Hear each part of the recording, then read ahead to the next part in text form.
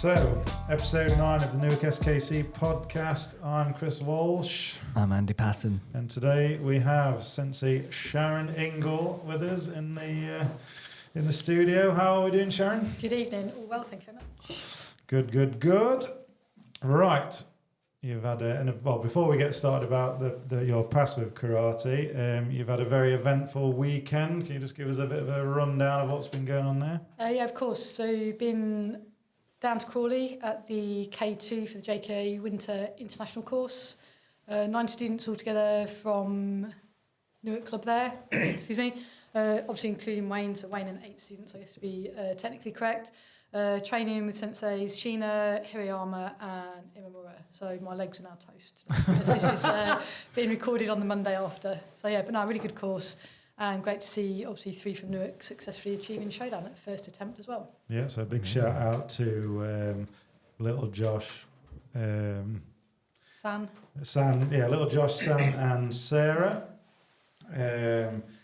3 students which have been training with us for quite some time now. Sarah was an original Newark SKC member. She was, yeah. Some years ago, and had quite a bit like myself, a bit of a long break from karate, and after, I think it was either during COVID she started back. Yeah, just during, I think after the first lockdown in COVID, she approached us to come back training. Because I actually spoke to her on the phone today, and she'd said that she never got rid of a gi. She always kept hold of it from like years ago, and just by chance she was a neighbour of Sensei Carol, and she reached out to her saying, "Oh, I fancy like getting back into karate," and which is what, like, Sarah's retired now, but to think that, she said that she couldn't, thought, "Oh, no, I'm getting too, I'm too old to do karate now." That's what she said to me, and but it's there, just a testament, show hard work, dedication, and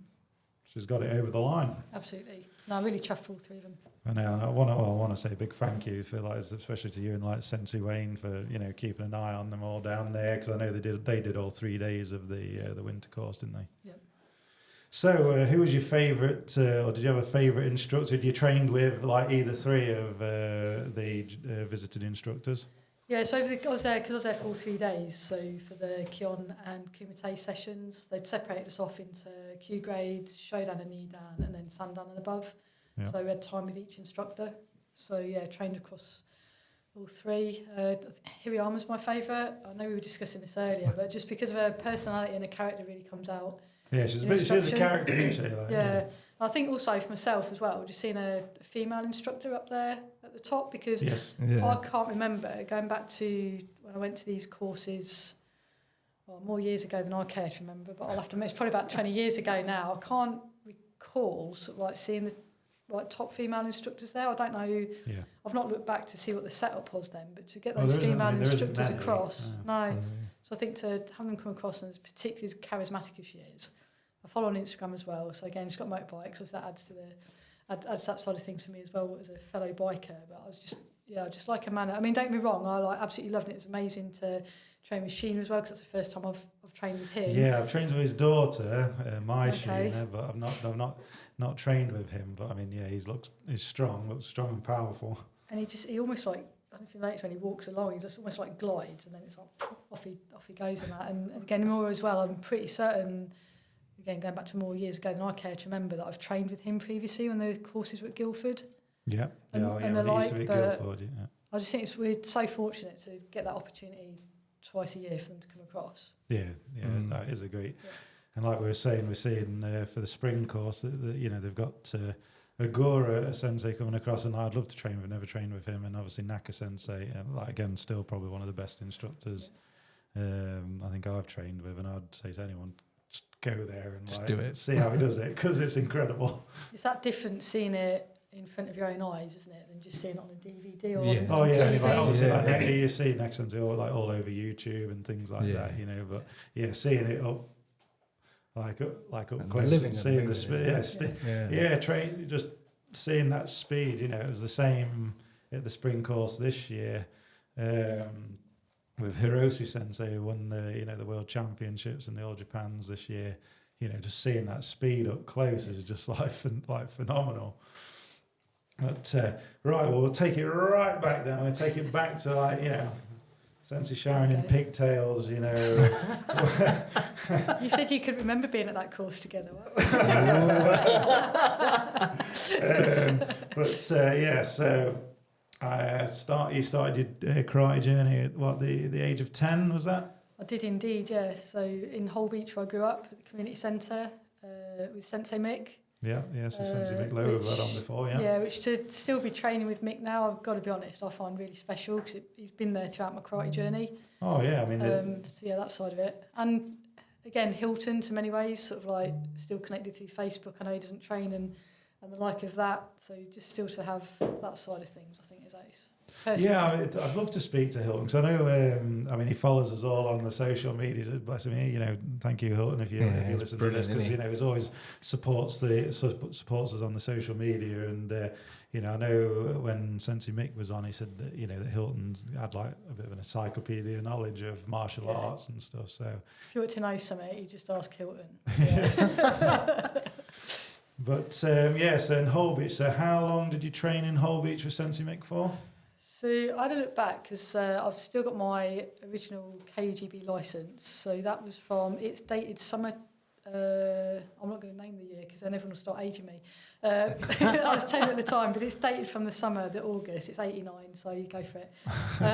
And so I think I must have started training like a few months before that, before I needed the licence, because we needed the licence basically to grade at that point. Yes. And I did my first 3 gradings through the club.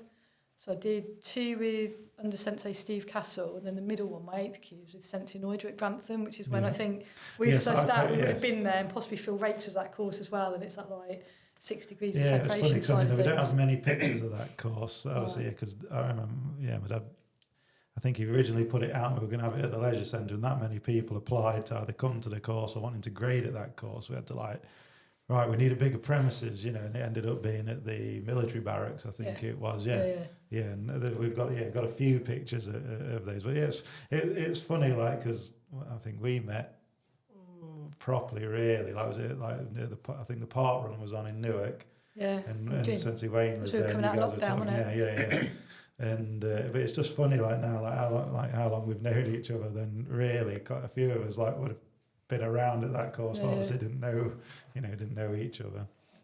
But obviously your memory of like grading with Sensei and Noida while we bring up the big man's name,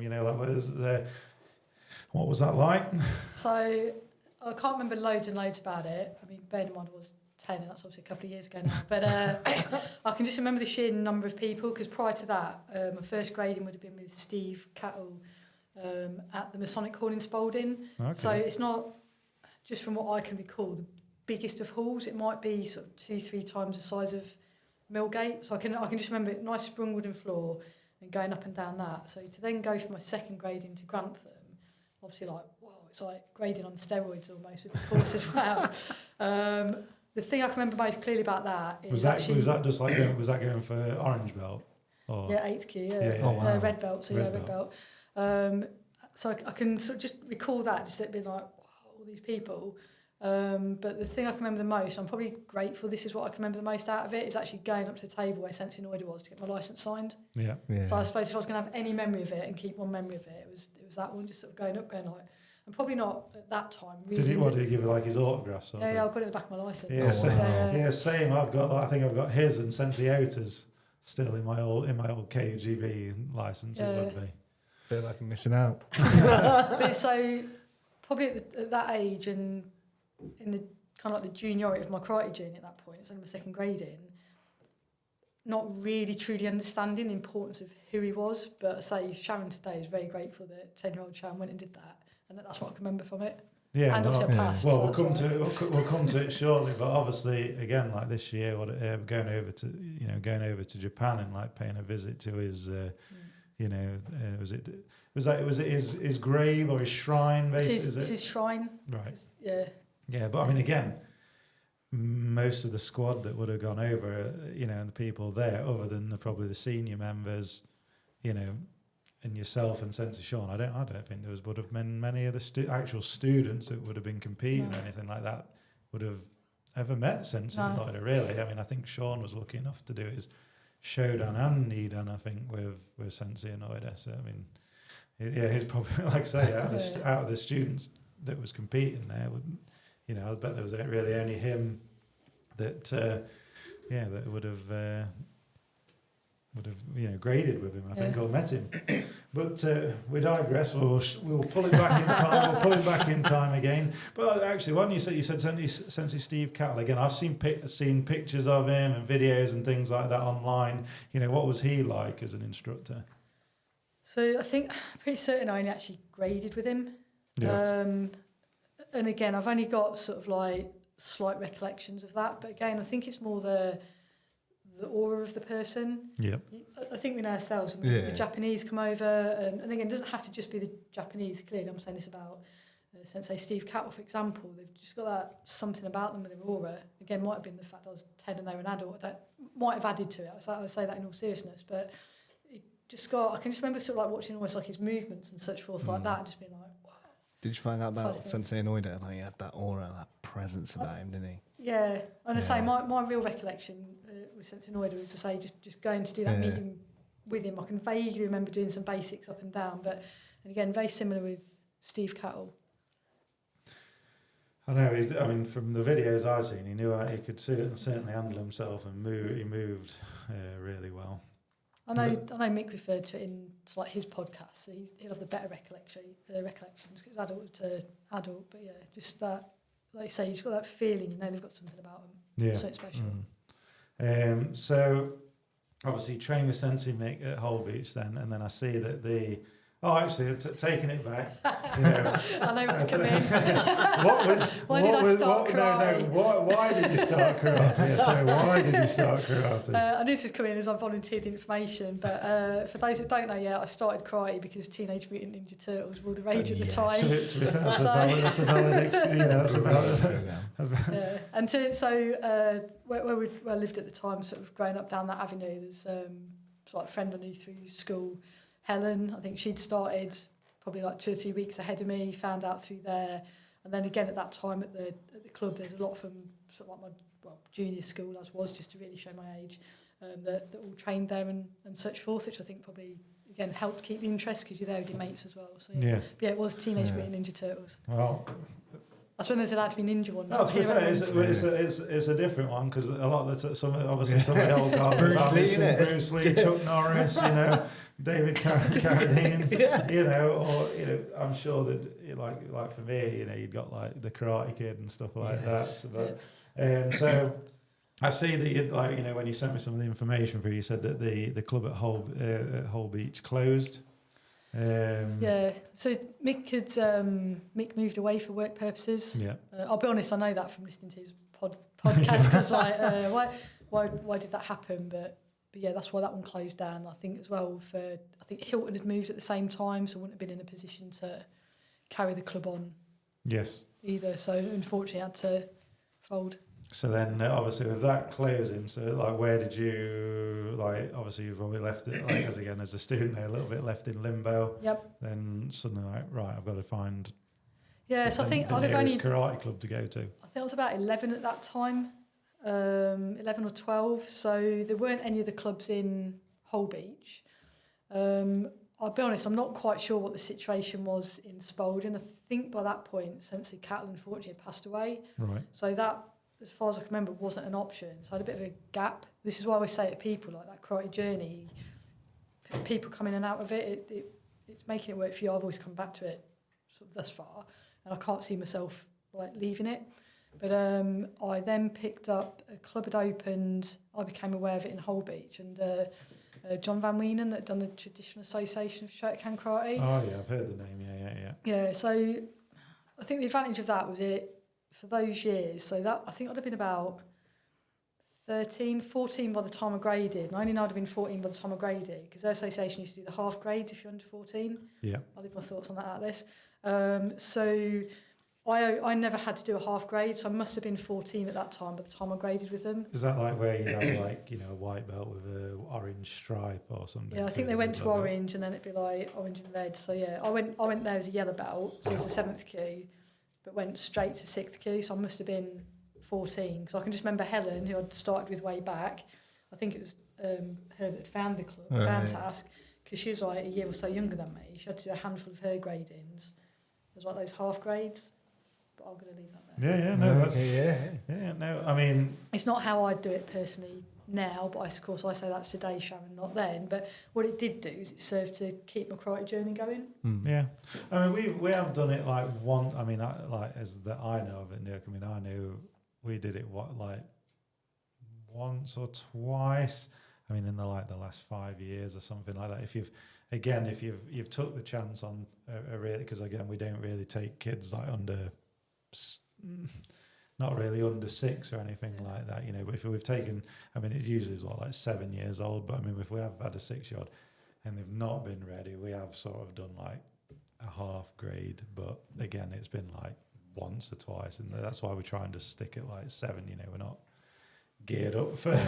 So that was under John Gill, and I mean, I can remember that. So we used to train like twice a week, Sunday and a Tuesday.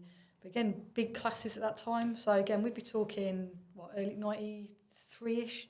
Yeah. So like onwards, and stayed with them through till I was with Task probably till I was about 18, 19, I guess, because I did my first showdown with them. Yes. Because I then, when I came to JKA and came back to Mick, made the choice to then redo my showdown, because I wanted a JKA showdown to then build to a JKA Nidan. Appreciate I'm jumping ahead like a good decade. No. Decade to say there. But I mean, I see. I mean, I can see again from the notes. Like I see, you said like you'd obviously pass showdown at the age of 16 with Task.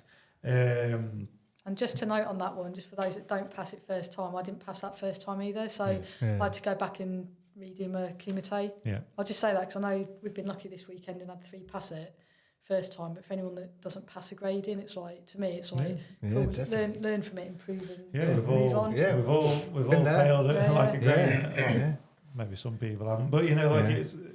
I failed showdown on kata. I think it was like first time, but yeah, you go back and try to get it again. Yeah, but so through that, I then trained at the Task Karate Club at Stamford with Jane Van Wienen. Okay. I think for me, Ben at that time, so what was I, 15, 16, I think I was 16 when I first went for it. And I think I must have just been 16, because I was still 16 when I then did pass it. But again, just for me, it was the first time really training with a female instructor. Yeah. But one who, to me at that time, and that's not to say she isn't now, but again was a step above and was really well regarded within the association. I think, from what I can recall, was technically really sound, and just her approach, a bit like we're saying with Hirayama Sensei, that firm but fair. Yes. I really enjoyed training with her. Yeah. Like I say, when I've trained with Hirayama, it's been every time it's been spot on. Like I say, we've said firm but fair. It gets the best out of you. Absolutely. So obviously you'd passed your showdown, but then so how did you sort of end up like linking up with Sensei Mick again in 2004? Yep. I see. So I'd say I trained with Task. I think I was probably like 18, 19-ish, and then just life going off and jobs, work and such forth. The person I was with at the time, I'd met them through karate, so we were still doing karate. And then just living locally in Holbeach, it was almost like, okay, what's about? And again, became aware then, oh, hang on, there's a club out. I'd known Mick had clubs there, and I know, as he said in his podcast, I think they'd gone through NACMAS for a little time, and then with others. And then just at the time our paths crossed again, I think they'd not long gone across the JKA, because I did look through my licence, as I'd remember to get it out to take it this weekend to get things stamped and that. So my first one of those is dated 2004. So it would have been around that time. Yeah. So then, obviously you've linked up with Mick again, started training, and then I see a year later you went for your show, like your JKA showdown. What was that? I suppose, was that just because you was training with Mick and you thought, well, I want to go for, I want to train with Mick, and then I do want to grade again. So then obviously to grade again, you've got to rubber stamp it over onto the JKA. Yeah, so the conversations with Mick and seeing where the JKA karate, that technical side of it and that understanding. Yeah. That really appealed to me. So at this point, I'd have been 23, 24.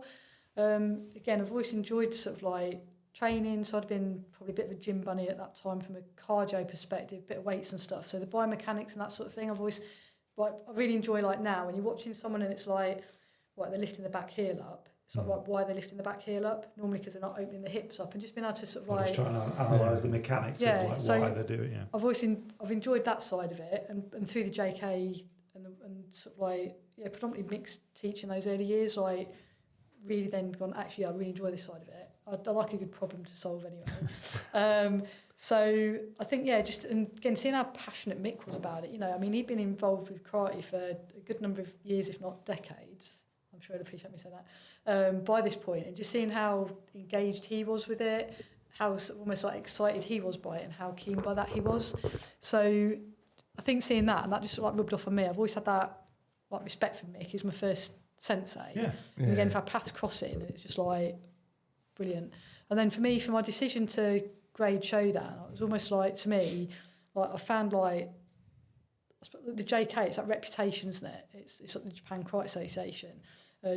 Just as when we started, it was the Karate Union of Great Britain and Sensei Noida. So I was like, to me, it's like, why wouldn't I want to, I suppose as I sort of validate my Shodan, to have a go, actually I'm a JKA Shodan, not just a, Yeah. I suppose no disrespect to any association I've been with before, that was that step in the journey for me. Yeah, and then that recognition.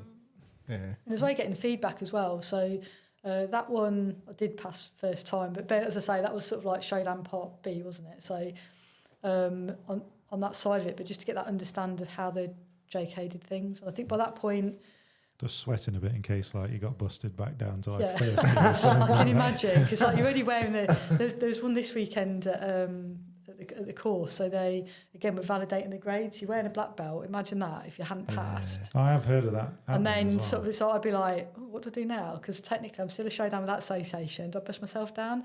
Thankfully I wasn't in that position to have to consider that. But to validate it, and then I go through that grading experience again as well, because bear in mind, I'd graded when I was 16, granted twice, to get my money's worth of experience. It's now like 8 years later, 8-9 years later.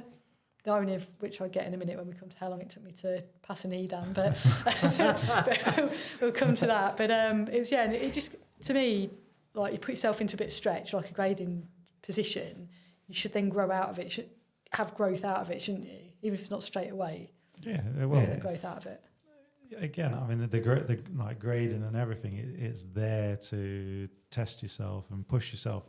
If you want that, I don't, if you 2 years is up for knee down or whatever, I don't, I've waited ages to like go for for my knee down. Here we go. But it's like, like some people want to go for it like bang on, like, and that's fair enough. Like some people want to leave it and give it some time, or they want like maybe their fellow black belts at the club or whatever around them go on. Why do you ever go for it? Whatever floats about. Some people get the Shodan and think, I'm never doing that again. And again, I don't blame them. Grading is horrible. It's like I'll just torture myself. Shall I? But it's one of the things I love about karate as well, though, is that you can like still progress without grading. Oh yeah. And I think it possibly becomes simpler. I was going to say easier, but that's not the right word. Possibly becomes simpler to do that once you've got a black belt around your waist. Yeah. Because nobody knows if you're just stood there. If you Shodan, Sandan, okay, by age perhaps, but nobody knows where you're at. Like the little tags on there. That's not for me. But I think the good thing is you can still grow. You can still go to the courses. You can still go and train and such forth. So you don't need to grade to.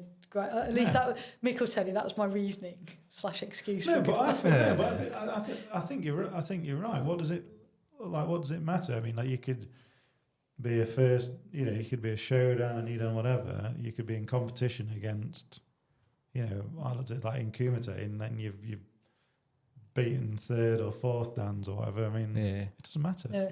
What does it matter? Yeah. Like. Does it mean like because you beat them you get their fourth dan? That's how it's like. The title's on the line. But I see so from joining Sensei Mick, then you're doing in 2004 again. So Shodan, JKA Shodan 2005. I see that you went over to the JKA World Championships in 2006. So how did that come about? So Mick's club, there's a lass, Kelly Semper, trained. So predominantly did kata off the top of my head. And I think that's what she was. I think that's the category she was entered into for the team, and she was selected to go and compete at the World Championships, which were held in Sydney, Australia. So in 2006. And again, at the time with the club, there's a real, I suppose, that family feel around it. The Sempers, there's the Saints, Adam Moulding and his dad and that around. There's a good sort of like group of us. So when we'd go off and do the courses at Guildford as they were, it was really nice. A bit like we just had this weekend. There's a sort of good group of you off you go. So you do the karate and the social aspect. And Kelly, obviously through her hard work, grit and determination, got selected for that squad or that team.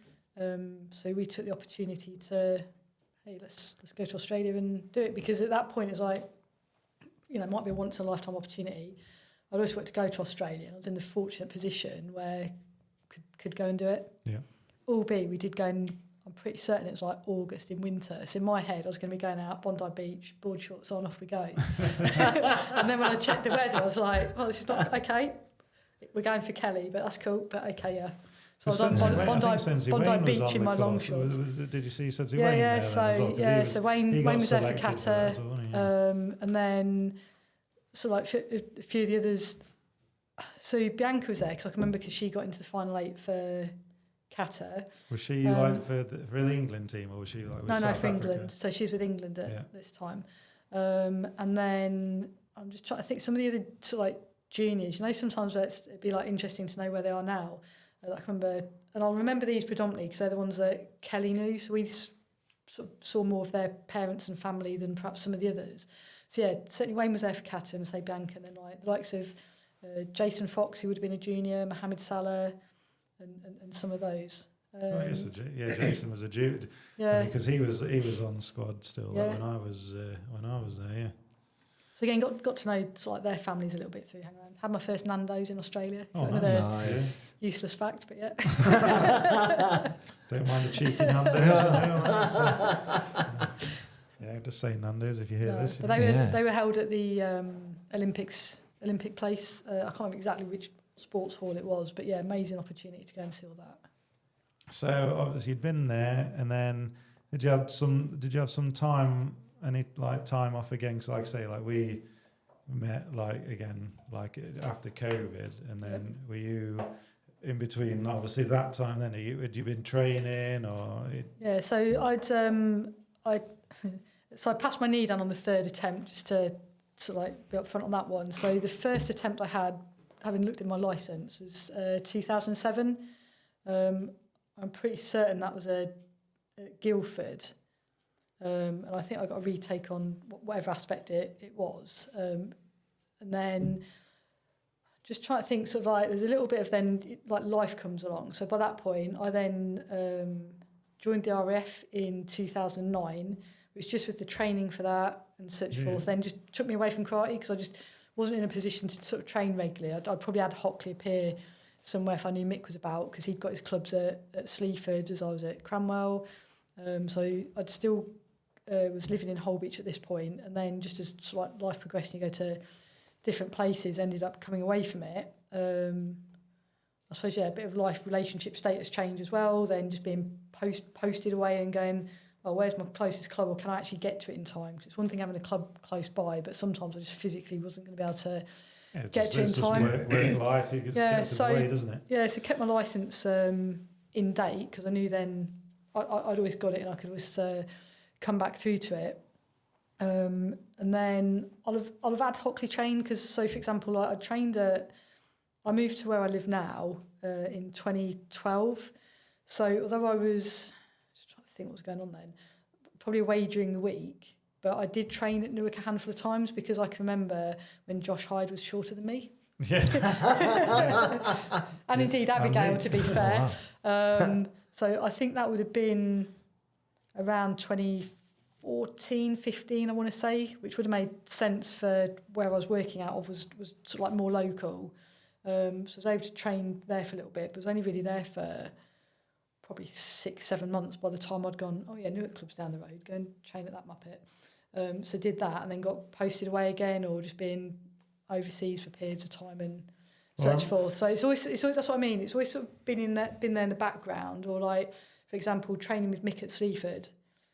You know, I've gone when I could get, but I've been really fortunate with my postings. The last 2, granted, I've obviously had my little holiday away in the middle of this year, have meant that I'm living at home and therefore I can get to the club regularly, so I can come and train 2-3 times a week, which it's going to be a shock to the system if or when that changes, because no doubt at some point military life says, this is nice, off you go. I joke, I've had a great career, but it's just one of those isms with it. So I've trained as well with one of my postings when I was near London, at the club at Harrow with Austin, forgetting his surname. Oh yes, yeah, I know what I mean. Yes. That was amazing. The sports hall was at Harrow School, so that was something else. Apart from you go and do this lesson, and I can just always remember like really heavy leg sessions, and amazing because Austin's again the technical side of things. It kind of reminds me of again mixed lessons. So I really enjoyed that and training with different people. And then I'd come out because I just jumped on the tube to get there, and there's this flipping hill that you had to walk up. And you'd be like, oh no, here we go. It's like I tried the approach of like quick march to try and get up it, slow march. I never did find a happy medium. So I've been fortunate as well in that it's enabled me to go and train. And then COVID. Yeah. And really probably then what really got me back into the proper swing of karate. So in many ways, like COVID was great for me in my karate because it didn't matter where I was based, I could train because it was on. Yeah. And I think there's been all sorts. Like while I've been at work, we'd had like the camp got locked down one time and Mick's like, what's going on? I was like, oh, don't worry about it, we're all good. I'm all right. Yeah. So then dog would be walking across the screen while he tried to like, find out the way, dog. And do so in many ways from that perspective. Like COVID was great for me because it got me training regularly again. Truth be. So I think that must be like when we would have like first met because we'd just finished a training session like in the park. Yeah. Or something like that, and then park run had been on. Or was it Saturday or Sunday? Because I don't know if it was park run or Newark Junior park run. Because involved in both. And I'd seen Wayne. And it's like, you're training again, but because that had clashed with park run. But then once it was open again, it's like, and I think I'd gone for a little work holiday, and then that for me from sort of Feb 22, I was back in about.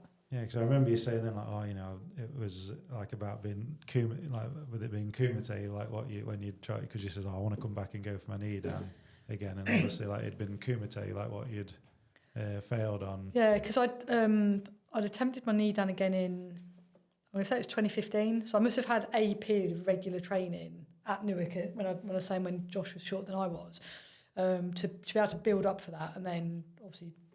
I can't remember if it was Wayne or Mick that was then happy to sign me off. Yes. So I mean, I must have had a period of continuity there to train. And that grading was at Grantham. I want to say it was at Mears Leisure Centre. Yeah. We did one there. Do you know what I reckon? Again, it's one of these things. I think I might have even like potted along to that. Like at the time, I think I might not have been training at the time for family reasons or whatever. It's just funny. Like I'm thinking actually, the first time I went for knee down might not have been at Guildford. It might have been at Newark because one of those. I'll mention it because Wayne, bless him, I was done. MP was my kata. It was the first time I went for it, and I'd looked the wrong way. So on a good note, I will never forget the wrong way. I'll always look the right way now. So it's like scarred in me. Like so, I say you always learn, don't you, when you go wrong. And Sensei had asked me, like, he takes you back, and then you have to go through the counts and get to the point. He's like, right, which way are you looking? And in that moment, you've no idea which way you're meant to be looking. Yeah, because you're absolutely just sweating. Like panicking. Well, I'm at least looking. That's good. My eyes are open. And then Wayne was the one that got told off for that one, not Mick, because Sensei had thought that was Wayne's student. So, well, I don't think Wayne's yet. He might have forgiven me, but I don't think he'll ever forget that. It's when Sensei always says he's got that thing. Again, I'm sure he's said it to me before, like during training or probably even a grading. He's just like, he's asked you a question, like you're saying, like, which way are you looking? And then you tell him, and you're like, are you sure? he's just saying it like just to try and catch you out. Like, you're just like, I was sure until like 2 seconds. And then when I came back, I suppose like with the COVID side of things. So I'm pretty certain I was sort of like training at Newark on a Sunday, because I think at that point you were Sunday and Tuesday, and Mick had got his classes still at Sleaford. Yeah. So he was training there. And unfortunately, I think, as he'd said on his podcast, like COVID kind of killed the two clubs off for him with what happened at Long Sutton and the Leisure Centre, and then Sleaford in a way. But on the flip of that, I was really fortunate because I'd often turn up and there might be like me and one other. So I'd almost got like one-to-one training with him, which I certainly benefited from. And he'd mentioned about grading, and I sort of like pulled out my excuse of like, well, I can keep training and keep learning and I don't need to grade dive. But then I was like, why wouldn't I grade? I've got a really great technical instructor here. I can come and train at Newark to do the training with others for the kumite and such forth, and just train with different instructors. Because we like kumite at Newark. Yeah, so it's good. That's what I needed, because I look back now, like I know, like out of Keon, Cat and kumite is my weak area. So I'd sort of like done some reflection and was like, okay, but why is that? And I genuinely think it's because when I had that period from sort of like 14 through, we just didn't really do it. We did it in classes very much as the steps, sort of like Gohon or Jiuipon, but we never went to competitions or anything like that. Were like that though, but it's like me coming up through Grantham. Like Grantham was just like a different fight club, wasn't it? Yeah, it was like but it was just an integral part. Like, I mean, again, maybe to its downfall eventually in its end, but like it was like an integral thing. And I mean, I think Newark strikes quite a decent balance like now, and it's quite good. Even me coming in, like, you just want to do kumite, and then like, you get, it's like, no, it's not, you can't, it's not always just about that. And I felt like I did have a little stage where I sort of almost was like a bit, why don't we do more? And I was like, well, I can't change that now. We didn't. I can't go back in time or anything. So it's like, but what can I do now? I can learn from others. So I'd say now, like, I might not. Okay, I've done a handful of competitions and whatnot, and obviously did that one with yourself and Sean back in 22. That was great and such because, forth. you got you and Sean and whoever like trying to get me back into the competition. And I look back, that was good. It was good. We got the silver medal in the team. Yeah. I think it's important as well because it's like I think if you want to be like, to me as well as like a black belt, whatever your age, is like we should be role models for the Q grades. Yeah, definitely. So how can we say about, and as yourself, you go off and you've competed and you've put yourself on the mat. Yeah. I can't be asking others to do that if I haven't done it myself. That's it. Yeah. So whilst in part, I do look back and be like, I wish I'd done more of that, or at this stage this would have been handy. I can't change that then, but what can I do about it now? No, but I remember going into that again. Like you said, you want to work on kumite, and I remember, doing kumite here, where you'll get fully like stuck in, which is good. That's what you want. Like, obviously, because you put us in the corner. We've got but it works. It works. The good old Grantham method. No, but I mean, I remember like particularly like that competition with the nationals, wasn't it? When we came second, and the thing is, like, you take everything on you take everything on board. You can take the good with the bad. If it's a criticism or constructive criticism. Sorry, not a criticism, but constructive criticism. Well, then I remember, like, even in that competition, right? Yeah, to take it on board. Boom, out you go. You'd either listening from the side and make an adjustment, and you can't. That's what it's about. I think that's where, when I say like taking it forwards now, it's like what have I learnt now? And it's like, actually, like when I'm on the mat for kumite, I need one voice to listen for. Yeah. So I think I've done, but if there's loads, I literally sort of like just stick these on as soundproofing. Because I need to know whose voice I'm listening out for. Who's in charge, kind of thing. And then follow that direction. I know everyone means well when they're doing it. So it's little bits like that I now try and bring in. So when we're taking like the club to competitions and such forth, that with some of the juniors, it's like, right, you can't listen to everything that people are sort of putting because otherwise you'll stand there and then obviously get a punch in the chops. But it's like, who's your coach? And you listen to their voice. That's it. So, 100%. And we do it that way. Just even if those little lessons we can bring in and do, and see it as well. Like, I'm fortunate I can get to these courses. So what can I pick up from there, and then what can we now bring back to the club to help the club out? Yeah. Again, I mean, I remember. I know you. Again, when you attend the courses, you always take the notes and try and give the feedback to everyone. Again, it's down to people if they like take it on board, like take that stuff on board or not. But I think that in itself is invaluable. I mean, I remember my father saying that I'm sure he says he's still probably got them somewhere, like a load of like books and I've got notes. A book, yeah. Like a book of notes of like taking down like what the instructors have been trying to like get across. I do it on my iPad now, of course, but I've still got my book with my notes in and such forth. It's really good as well because on this course, because so like I got Amelia was in the same sort of group as myself and Lorenzo, so it's like afterwards. And I think this is the great thing as well. It doesn't matter their age because again they'll have different perspectives as well, not just based on age, but just from being on the groups. It's like, right, I've recalled this from this bit. What did you take from this bit? Or right, this other bit we did. What did you take from that? Just to help build the notes as well. And then write them in a way that when I look at them a week later, I'm like, what did I mean? I was like, oh yeah, I know what I mean. Yeah, but I remember, my father said like sometimes like there, if he just, was struggling for like a bit of enthusiasm of like what to do for a class or something like that, he could like get them notes and go, right, on this day, like 5 years ago or whatever, we was doing this, right, okay, we'll adapt that. And I think as well, because over that hour and a half lesson, if I can sort of almost, I can remember like how they've built the lesson up. So we sat there going, well, we're going back doing all these Genambrais and we're doing all these sort of like Gyakuzukis. It's like, it's going to build into something.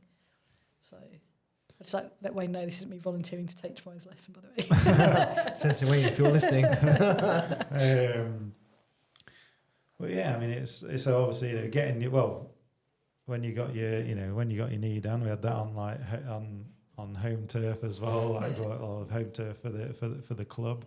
And again, what a great day that was that you and Rob from the club got this, got your knee dance, and we had Andy, Lorenzo and Harrison that used to train with us, getting the show dance. That was a good day for a home, for a home grading, Dan grading. I think the big thing for me as well was like having Mick there as well. Oh, I think he's the first one I went to, and then I cried on him. But on a good note, he's probably like the one person in that room that could cope with me crying on him. The rest of you would have been like, "Oh my God, Sharon's crying. What do we do? Like this isn't meant to happen." But no, just sort of like I did it for myself ultimately. Like big belief, if I'm going to do something, I've got to do it for myself. But there was part of me as well that wanted to do it for him. Not that he'd ever put anything on me to do it for him, but just all the time, those times that he still turned up at Sleaford, knowing that odds on I was going to be the only student there, bearing in mind it's a good 40-minute drive from where he lives, and obviously the cost of the hall rental and stuff like that side of things. But just as I suppose a thank you really, because the fact he has, anyone watching is going to pick up and sort of like, obviously he's like an absolute key figure for me, and Hilary, his wife as well, but just because he's been there from the start, so that does feel special. So to then be that, I did promise him that I would not leave it so long between Needham and Sandown. So you do intend to go for Sandown then when it's time? Yeah, absolutely, because it's I think as well for me now, although as I say, I still believe like you don't need to grade to progress, but I think at the moment it's like, it's the next one on. That's not me saying like I'm going to sort of go for it as soon as I'm eligible, but I don't intend to almost like not go for it, if that makes sense. No, yeah. Because I could, just again, just postings and such forth like that. Well, there's not many, there's not that many people that actually go. I'm sure like over there. I mean, I think, I think in Newark's history, I think if whoever goes for whoever passes their third dan like next will be like, I think there'll be like 10 people in Newark's history like from the 70s that have like attained like third dan. Be Chris in it. Yeah. That went disastrously wrong. But as long as you learn from it, that's good. That's it. Round two. I think they're disastrously long. Well, no, but that you think like there, 10 people since the 70s, 10 people from Newark that will, whoever gets next like will have like got that. That is a small. I think for me as well, it's like we lined up. I think it was last Tuesday, and it was kind of like Carol, Janet, myself at the top of the line, and just from that, as I was saying earlier about role models, and just for the like younger lasses having female role models. Absolutely. Absolutely. There's part of me I was like, yep, we got this.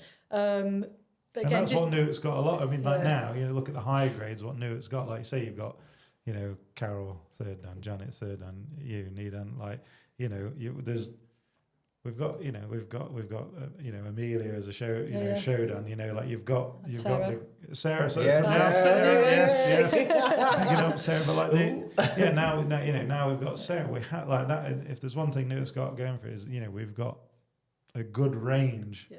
You know, and ages. And ages as well. You know, of higher grades. You know, to hopefully really inspire all the new students as well. I think it's important as well, as I touched on earlier, just those different perspectives. So having Janet and Carol with that little bit more life experience just to reflect on, and again, as I was saying earlier, you know, like speaking with like Amelia, speaking with Lorenzo, speaking, you know, with some of the other juniors, I find that really important. It's a bit like my niece and nephew. You get their perspective on things because it's a perspective that's going to be so different from mine. Just to give you that sort of like for karate and in life. Yeah. Absolutely. Well, obviously this year you had a good outing. You was over at the European Championships. Yep. Remind me where that was again this year. Something in Belgium, in Ghent. That's right. Yeah. So you managed to get over there, and we had at the time we had Sean and Sean Cassidy and Josh Hyde from Newark representing the England team, and which obviously they were fortunate to win the team. You know, the team Kumite. So that must. I know he was keeping us well posted. I think I was getting absolute bollocking that day. I was at my workmate's wedding. Yeah. So I just put your phone on silent, you'll be all right. I knew I'd got the time, so I wasn't allowed to call you. But yeah, what a great atmosphere that must have been to be there and to be supporting. Yeah, so I was fortunate I was able to get across because I was obviously in Europe for work purposes. So as soon as I got a sniff that I might be able to, I was like, right, let's make this happen. And also really appreciate as well, I think it's Sean had sorted it for me, but predominantly through Miranda and that. So I was completely adopted by them once I arrived at the hotel. They let me jump on the coach to travel with them, which just made my life easier as well, which was nice. So you just sort of part of the group then. Part of the team, yeah. Josh's mum and dad and Abigail had gone over as well. Harrison's parents and his two brothers were there and such forth as well, which is nice because I think that's the other bit with karate, isn't it, as well, is you go to the courses, you go to the competitions and those sort of friendships that develop through it as well, definitely. just to seeing the guys lift the trophy must have been spot on. So I know obviously Sean's podcast's gonna come, so I'll say for that, but just being aware of Sean's journey. I can remember and appreciate James is just sat over there, sort of like young teenager. In fact, I think James and I, when I did that kata cock up on my grading, that's when James got his knee done. So, you know, sort of like known of them for a good number of years. We'll get you on as well, James. He sat there. But so yeah, and just being able to see sort of like people from your club and what a great, you know, role models for the people here. But again, just knowing how special that was for all of them. I'm not saying it's any more special for Sean, but just knowing his journey to get there and just like, come on, and his disappointment in his individual when, bless him, his opponent, as it transpires, wasn't wearing a box, so he went down like the proverbial pack of spuds sort of thing. So there's no surprise, irrespective of the slight perhaps slowness of the kick. Once we'd watched it on slow mo, so knowing how disappointed he was there, and then how concentrated and fired up, and then effectively taking one for the team because I think he cracked his sternum or something, or his ribs or something like that with it. Again, he'll give all the juicy details on that, I'm sure, but just sort of so chuffed for him for that journey he's been on as well, just to see him achieve that, and the team as a whole, because again, the whole squad and that, such a good bunch, sort of around the whole squad from what I've seen. And again, that group of guys as well, they're so tight. When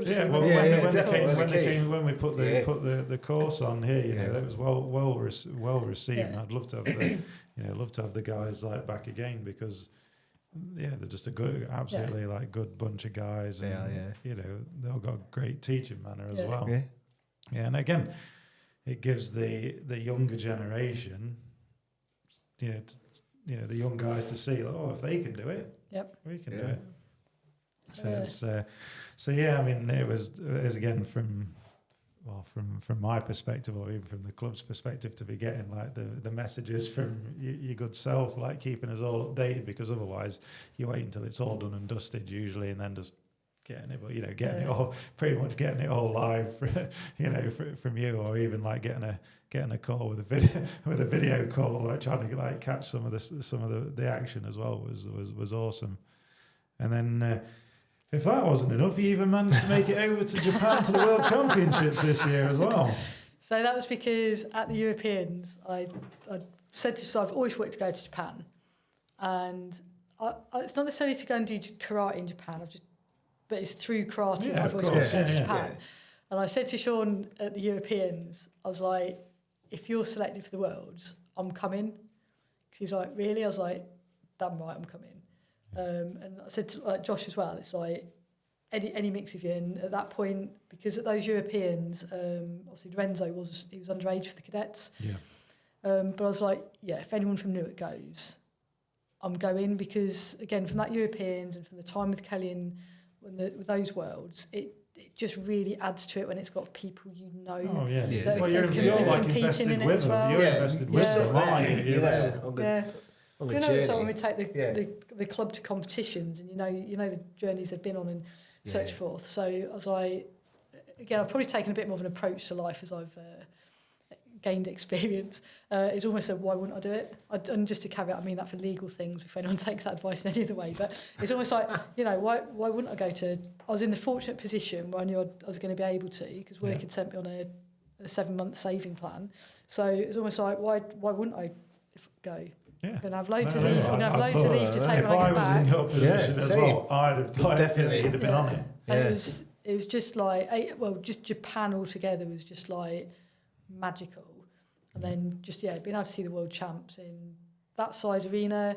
And again, just sort of like... what was it like? You were over there, you was with everybody, I know they maybe nipping down to training with them or watching them train or, was it just being able to be like totally immersed in Yeah, I didn't immerse myself in the 06:30 training sessions. I was on holiday after all. Yeah. I don't miss those.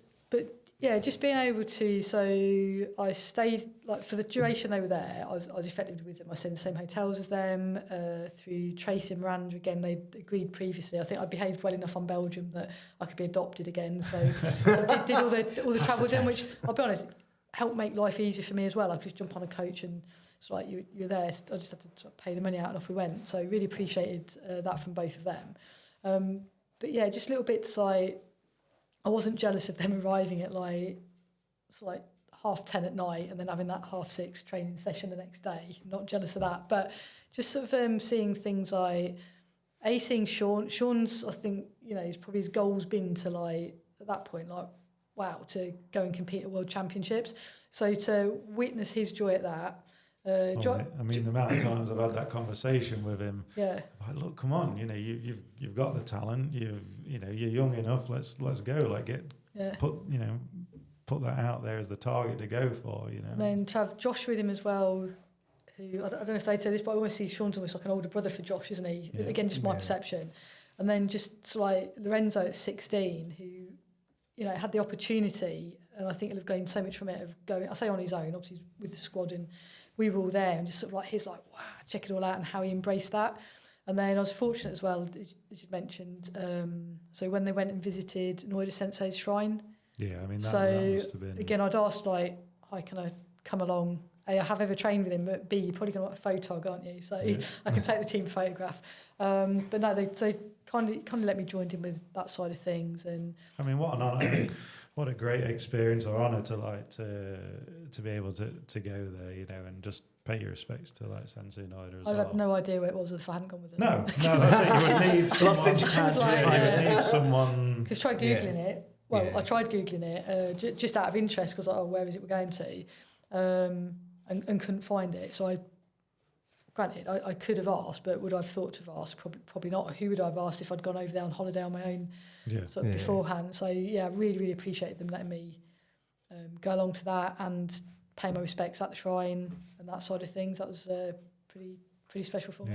And I see you went up... did you go on Mount Fuji with the rest of them? Yeah, so we had the Fuji day trip and we're blessed with a perfectly clear day. So we were very, very fortunate for that. Seen plenty of people going. It's like... So I saw a bit of a clip from, I'm sure there's Lorenzo and a few of the others did they go up the rest of the way or something on horseback or something like that? Or I don't know if Lorenzo did, but there was a time where we stopped.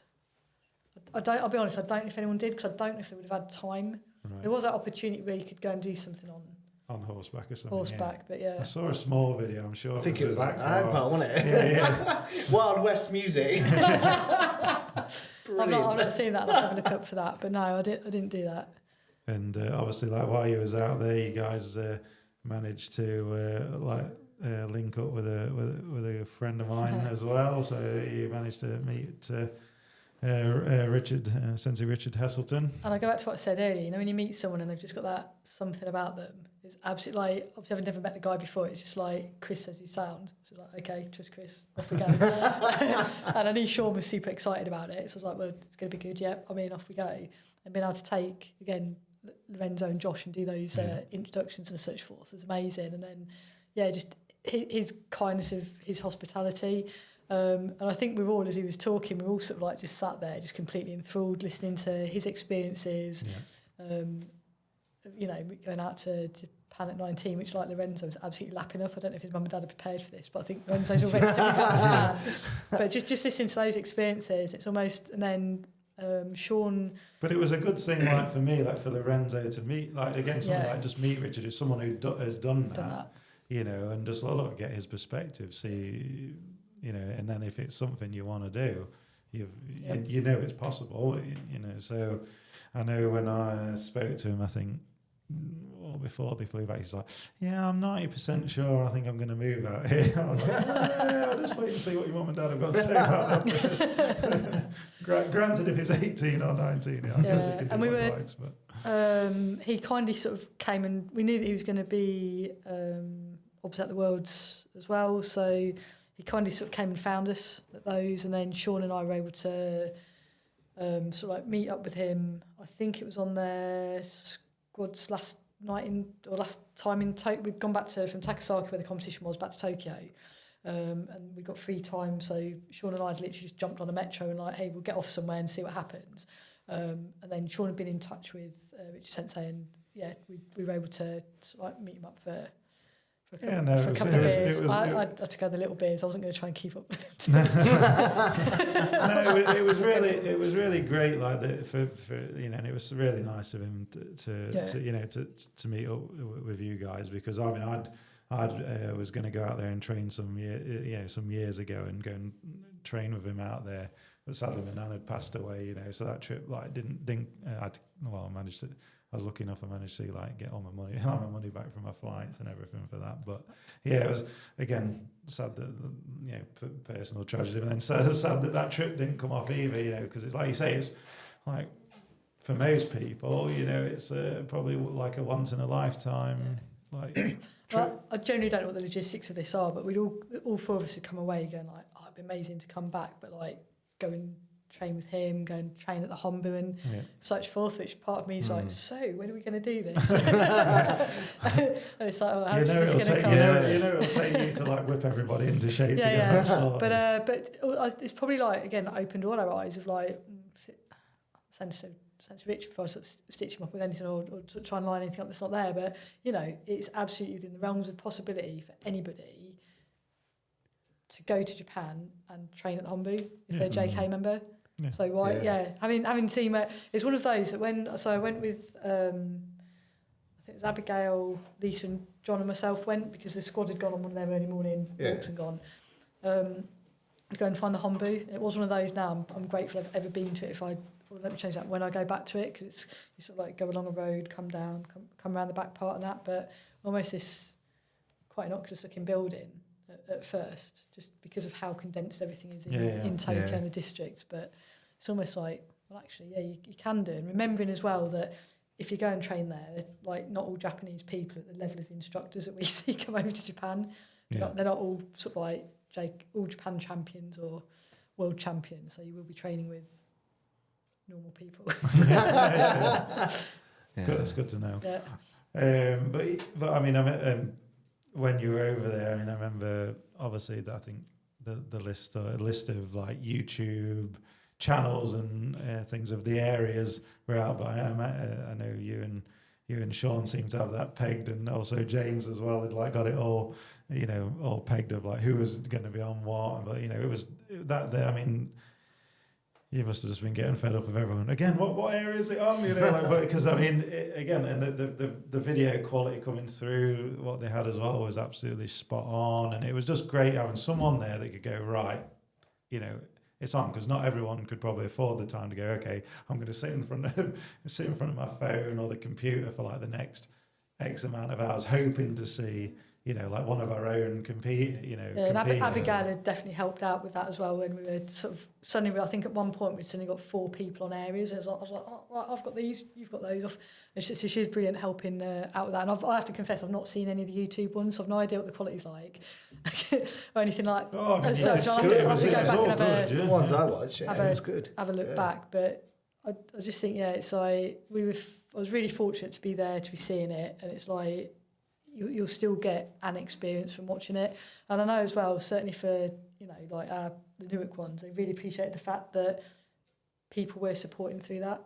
Oh yeah. Well, I mean, we were. I think I probably speak for everyone at the club. Like I said, they were just so grateful for again yourself, Abigail, and for just being on it and getting that information out there to everyone. It really, I was loving it. I remember. I did feel a bit bad that day because I was taking the kid with me. I think me and Cheryl took the kids to get their eyes tested, and I was just like sat in the window where there's some signal, like just like props up. I'm sorry. I'll be there in a moment. Yeah. But no, that was brilliant.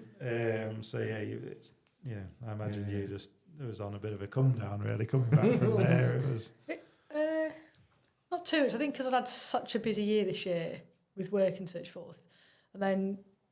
I'm pleased I did it that way round. I've had the time with the squad, and then I had that extra week out there which was sort of me sat on the train going sort of back to Tokyo ahead of my flight home the next day, and I was like, do you know what? For the first time this year, I actually feel pretty chill. I've had a great time, and I'm pleased I did it that way round because I'd almost done my solo travel first, and then I was like, no, I'll do it the other way round, which I'm pleased I did.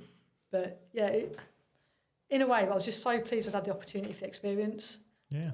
Say from the karate side and the other bit, I was fortunate for that side as well. But it just absolutely, just seeing how much sort of like Josh, Sean, and Lorenzo were all just loving being there, absolutely soaking it up, making the most of it. But I know they would have. I'm pretty sure that they would have loved having you there, and again, like with Josh's mum and dad and Abigail there as well as support. Because it's one thing, like even though with your squad mates or everything like that, but having like. Your club karate family there as well, just as that like just moral support. Yeah, it is, isn't it? And you met Sensei Chinzo Makeda. I've absolutely got to thank Sean for that one. Because I just sort of come. I'd sort of like. I think we was meeting up to go and get some food or something. I just sort of like come bimbling out the hotel like doo. And I was like, I knew Sean would know. And I was aware there's some sort of like as you came through the doors, they were literally there. So when I looked and saw him, I knew who he was. Yeah. And then Sean was like, quick, take some photos of me. And then we sort of like shoved Lorenzo, bless him, in front. He was a bit like, what's it? Just you'll appreciate it afterwards, just do the photos now. Yeah. And then likewise, I was like, let's get in there sort of thing. But yeah, just, again, having seen I follow him on social media, so having seen that, and then suddenly, oh, hello, you're right in front of me. Type thing. And again, just so, he was so generous with his time because... I don't know how many of us had the sort of photograph taken, but he wasn't like rushing us to get away. He's staying in the same hotel as it was. And I think he'd actually done his sixth dan grading, didn't he? Yeah, and you're like, I'd seen that on social media. Yeah. Maybe he's prepping for his sixth dan, bless him, but still making time to sort of like grip and grin with us. It was like, when I saw you guys, you'd had the picture, I was like, it almost like was then a bit like depressing for me because I mean, like I posted a picture in the group going, I met him when I was on Twitter. I met him in like 2011. It's me looking like all fresh face, and then like I'm looking in the mirror going, Shinzo not aged a day. It just literally not look like it aged a day. No. But yeah, again, like in the karate world, again, Shinzo Machida, his brother Leota. Brilliant fighter. It was a brilliant fighter in the UFC. Got a big family, karate history there. Yeah, it must get him down to Newark. But so sort of slightly changing from karate a little bit. So I see he was awarded the MBE for services rendered with your your work life? Yeah, that's a bit of a surprise. So just give us a bit of give us a bit of a background, you know, for like to be awarded for an MBE, obviously you've got to have generally gone a bit, you know, a bit above and beyond. Yeah, so the job I was in from early 22 until the start of this year, I was really fortunate in that what it in part enabled me to do was go and support the 3 state occasions. Yeah. So the Golden Jubilee, then Her Majesty Queen Elizabeth's II's funeral, and then the coronation. So the work I did with through those 3 events was kind of like looking after the Commonwealth personnel that were taking part in those. Thankfully, did a good enough job on the first one that the people organising it then basically asked me back for the second and then third event. So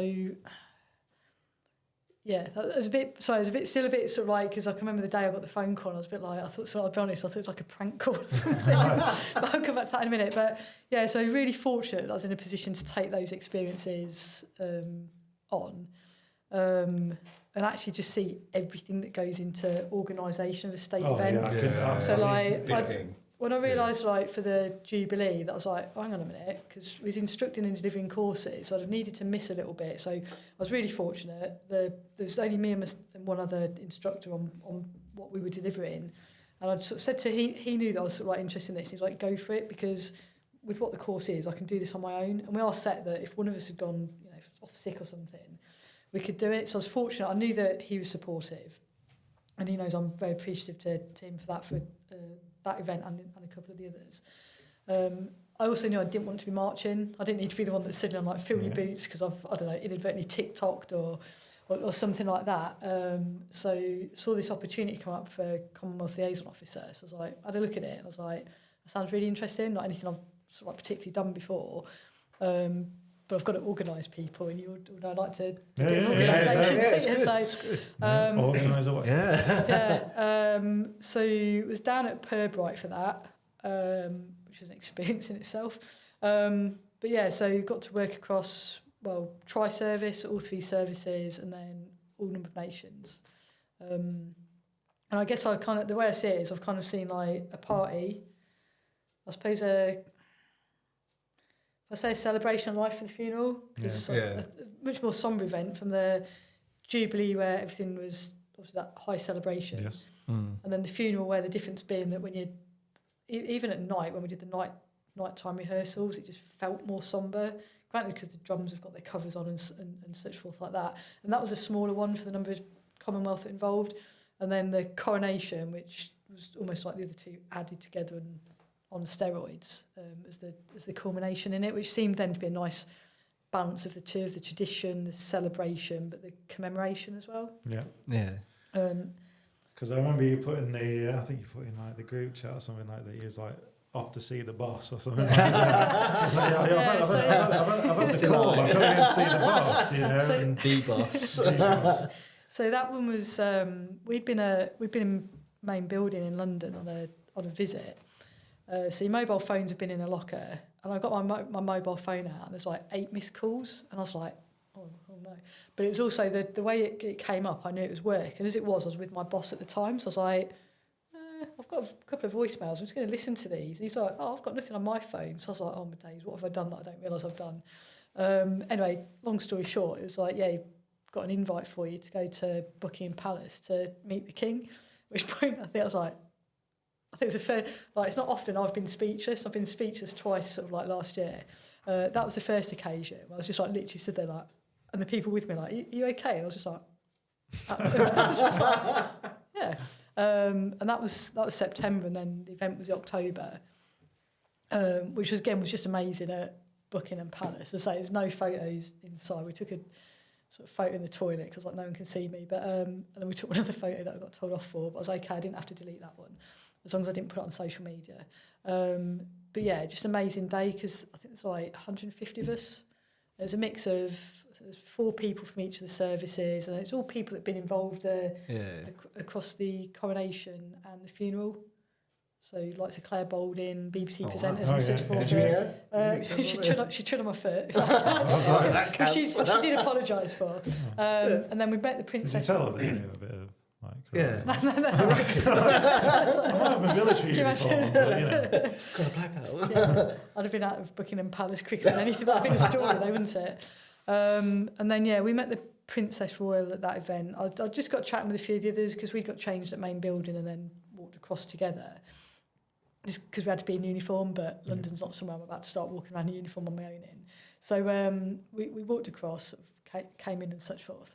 And then there's like a gaggle of us military personnel, which, again, drew a little bit from others just coming over to see how we've been involved in that. And again, just interesting, like, you meet such a diverse group of people in that room. So, like, we got chatting to the people that had done a lot of the embroidery on the outerwear that the King and Queen had worn, and just speaking to them about how they got involved in that, and then the backgrounds to that side of things. The person that had been responsible for the medical plan and that side of things. It was just like fascinating learning about all the different things that people have been involved in. And so then it's one of those things, I've been talking to someone, turned around and banged the Princess Royals there. And I was like, oh, wow. I think my first thing was, I've always thought she was a lot taller, but I think that's because whenever I've seen her, she's probably always been on a horse. So I was like, I don't know much taller than me actually. But again, she was there, Duchess of Edinburgh was there, and then the King and the Queen. But although I'd got my back when the Queen entered, she was one that when you knew someone had entered the room without looking. So again, she got that real. I'm not saying the others haven't, but I particularly felt it from her. I didn't get to chat to her. She was the one I didn't get to chat to. But again, I was really fortunate, and that's where my grip and grin photo is with the King. And again, some of that came about because with being involved in the state events, his equerry, I'd come across them before. So he was like, right, he's going to be coming through. Stand here and don't move. And I'll make sure that there's me and a couple of others. I'll make sure that you meet him. So fortunate for that one. Yeah, I'll get you a shandy afterwards. Yeah. I got my glass of champagne. I don't know if you know the photos. I think I'd finished it by that point because I was like, oh my days. But again, just really fortunate again because it was only press photography. Really fortunate that my photographs came. It's one of those where you don't want to be going like on the photograph, do you? Which thankfully I wasn't. Although I did appear on a few of the papers and that. I was like, oh no. But yeah, so I got slabbed a few times for that. No, well, I mean, did he say anything? Very, I had a little chit chat because again, being in military uniform, so again, it's that easy thing. It's not what do? You clearly know I'm in the RAF. So I opened it as well with just telling him that I was based at Cranwell because he'd done his flying training there. Oh wow! So it's kind of like actually I can open the conversation up here. So I had a little bit chit chat about Cranwell and then the role that I'd undertaken and side of things. Pretty. Well, if I say pretty chatty, I think it's more just like, oh, this is pretty cool. This isn't a normal day at work, is it? It wasn't one of those where you realise that you've not given him his hand back. Still going. Take it back. Oh no, very, very well deserved. I mean, I know you.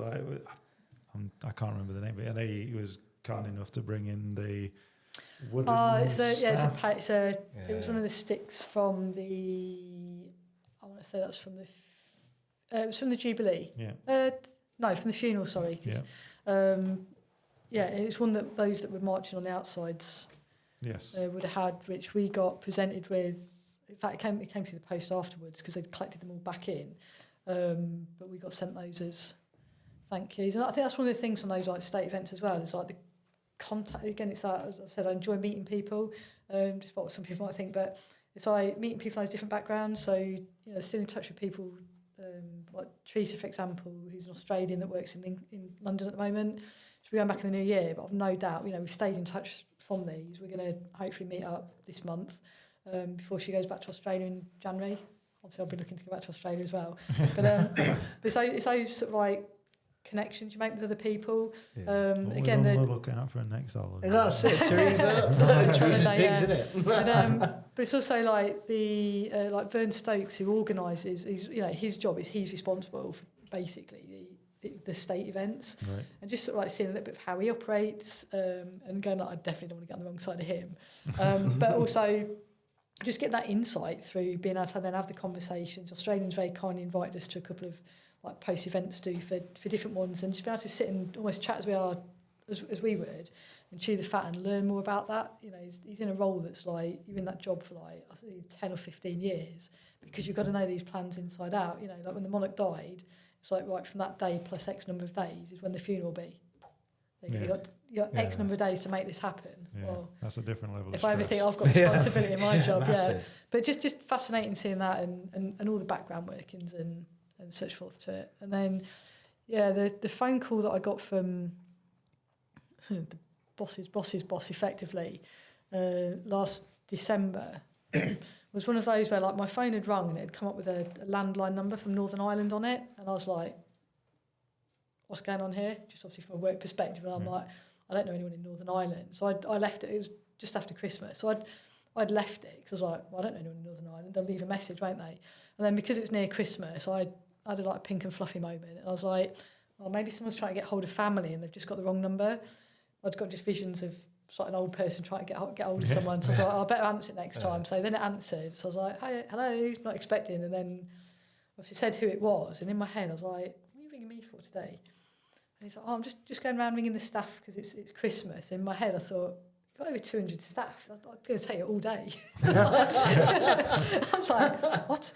And then, got to it. And again, that was the second time I was speechless last year when he told me, because I won't repeat it on here because then it'll have to have a little E for explicit on it for what I said. But I was like, basically, we do have the beat machine. We haven't used it yet. We can use it now. No, I won't start. But I was just like, and he's like, are you okay? You still there? And I was like, yeah, I'm still there. I was just like, but I absolutely like. Well deserved. It just blown away by it. You know, it's to your credit, mate, because I see how organised, you are with the club, and especially, now you've been good enough to step in while I'm just having a bit of time away. I can that's what the club has needed. That level of like, if you're like organisation to sort of just whip the club and whip everybody else into shape, really, I'll have them doing drill before you know it. So what does, get sort of coming back to karate, what does karate hold, for you? What do you see in the, in your karate future, or in your karate journey's future? That won't sound too daft, but karate, because I don't see, and I say that from the perspective of, like, from the age of 10, it's always been there. Even when I've not been able to be in it for whatever reason, I've always come back to it. Yeah, it's just been it's just been a constant. Yeah, so it's been that constant, and I think as well, just one thing that I can't remember which club it was at. It might have been when I was with Task, and like the dojo kun would be sort of like said quite regularly. I must admit, initially in Japanese, which is lovely, we're probably absolutely like killing our pronunciation of it.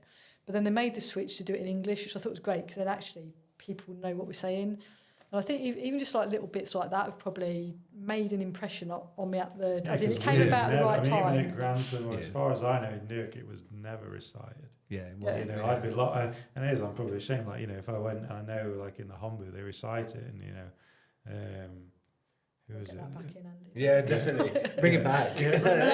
But generally, it's a conversation that Andy and I have had, isn't it? It is, definitely. And defending the club, no panics or anything like that. But just sort of like, because the impression it's made on me, it's almost that, because in my head when I've from your journey, and I've seen that sometimes with people when it's like, perhaps with and again, I can remember being sort of like a teenager and so forth and all that as well. But just almost sort of like sometimes leaning onto that and going like, actually, does that matter? Respect others, develop self-control, be sincere. And actually, when you look at it as a little code like that, it's like not just for the dojo, but out of the dojo as well. It's not me professing that I sit and tick it off every day.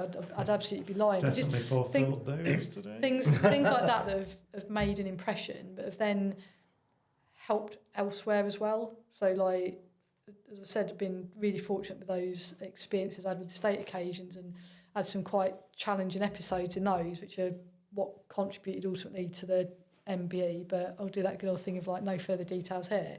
But it's like, right, okay, how to manage and deal with this. And I think, again, you look at karate, fortunate to have been doing it since I was a kid to make that impression on you. And bearing in mind, I'd have been training at the time where if your front knee wasn't bent, you'd get a prod and bang, oh look, suddenly your front knee is bent. And it was nothing out of the ordinary. I know some would have sort of like abused that. I've been fortunate, I've never witnessed anything like that. But again, we wouldn't, it feels like it was, say not stricter, but possibly more disciplined and that side of it. And I think again that's probably set it, you know, it's had its influence on me.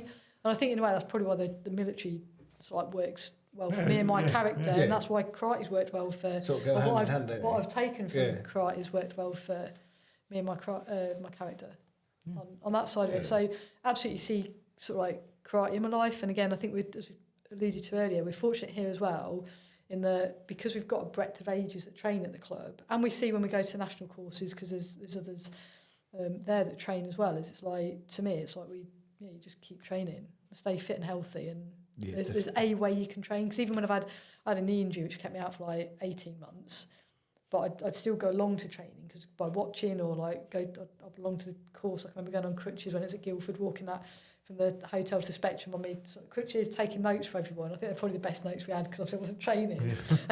But again, being able to share that and what you can take from it. So I don't see not having karate in my life. What does karate mean to you though? Oh, good question. It is well, however you want to, you know. I don't know. What does it mean to me? I think it's that. It's almost the friendships and everything that it brings into your life around it. Yeah. You know, like physical training anyway. So there's that side of it, and I think almost if I look at it from a well-being perspective, and I know I think again conversations I've had with both of you in the past as well, plus others at the club, is it's like, I suppose again through the last however many years of my life and that, like have a big look at like mental well-being, but actually physical well-being, but then what I'd call my holistic well-being. And I think just like karate massively adds to that because I can get physical training out of it.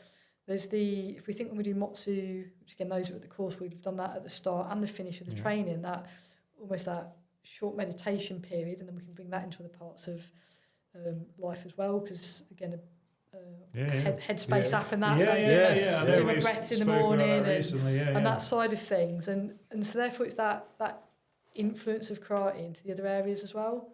And then again as I've said as well, the social side of it, and the number, if you were to suddenly look at like the breadth of people you know through karate that I'd have never met anyway. So again it's broadened my horizons as well, because you're not suddenly just in that like, right, well, I work here and here's a friendship group. You're involved in other things as well, and then that broadens even as might well. not be a thing that, even though because you know them through karate, it might not be a thing where you're going to be hanging out with people like left, right, and centre. But you've got like, I don't know, it is a strange little thing, isn't it? That, it's a community, like, well, you've got that bond, and it's sometimes even like the ones like I find for the people you've even. Like me and Sean have gone about it, that you know, even want people that you fought in Kumite and stuff, like, you know, it's just like that bond of that you've I don't know. Well, I've seen it at work as well. Like, so I've gone into obviously a new role in the last couple of months.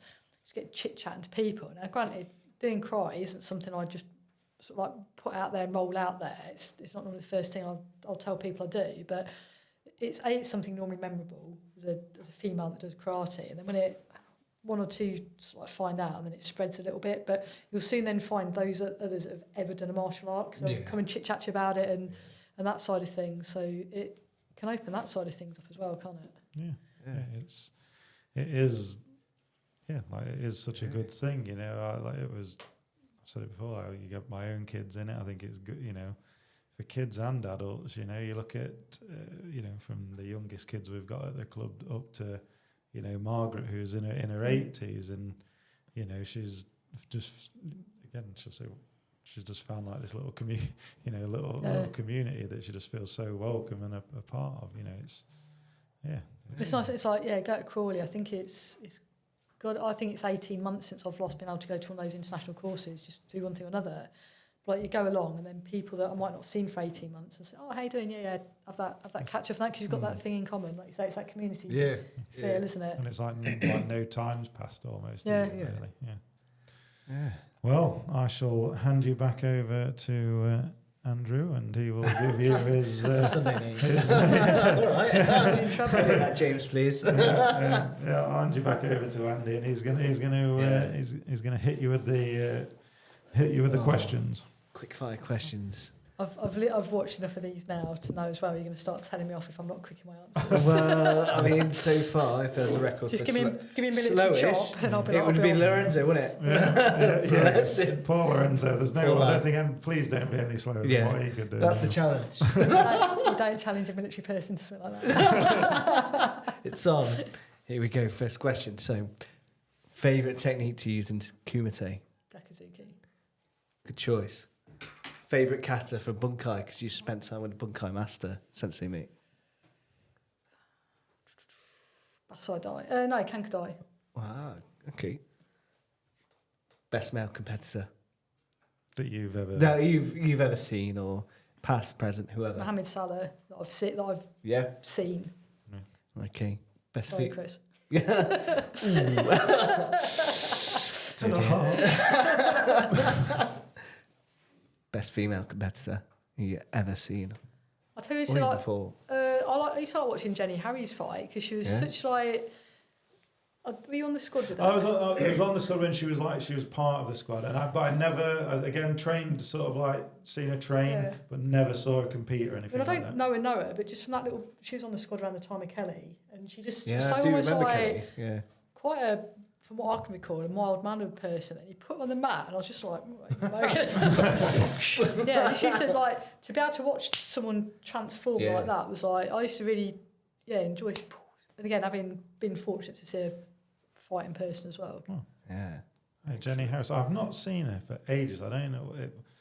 I'll have to inquire. I've to inquire what has happened to Jenny Harris. Yeah. We'll come back to that. Favourite kata? Basai-dai. Okay.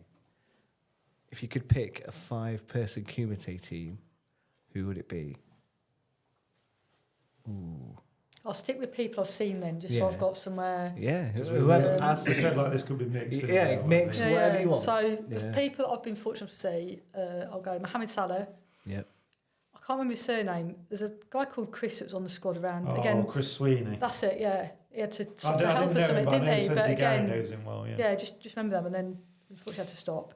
I'll go Sean and Josh because I really love watching those two and just that journey we've had this year. And then I'll go Harrison Language because I think watching him, he looks so unassuming, and then all of a sudden just lights it up. Yeah, it's fascinating. Yeah. 3-person kata team. Anybody you want, past, present, the man. Adam Mouldin. Oh, good choice. Adam was very good. I'm going to stick. I'm going to mix it up now as well. Roshin Campbell as was. I think Akimoto now. Yeah. And if I've got his surname wrong, apologies. Yeah. And I'll throw Wayne in there as well. Oh, nice. Oh, nice. I just think because we benefit from, again, teaching him and just I can remember watching him at the Worlds in 2006. Your greatest karate achievement? Not giving up. Oh, that's nice. brilliant. That's a good answer. I think sort of touched on this next one. The instructor who's had the lasting effect on you. Mick. It's definitely Sensei Mick. I can't believe I was in the running for that. You didn't ask for my top 3. Top 3 faves. And your favourite karate moment, best moment ever? Passing my knee down with Mick being there. Wow. That was definitely quicker than Lorenzo. You hear that, Lorenzo? If you're listening. Bless him. That brings us to the end. I want to thank you ever so much for coming in, and again, thank you for everything that you do, for the club and what you've done this year, mate. Because it's fantastic. It's incredible. No, welcome. It's team effort on that side. It's not all me. Thank you very much. Thank you. Cheers. Cheers. Let me talk to you.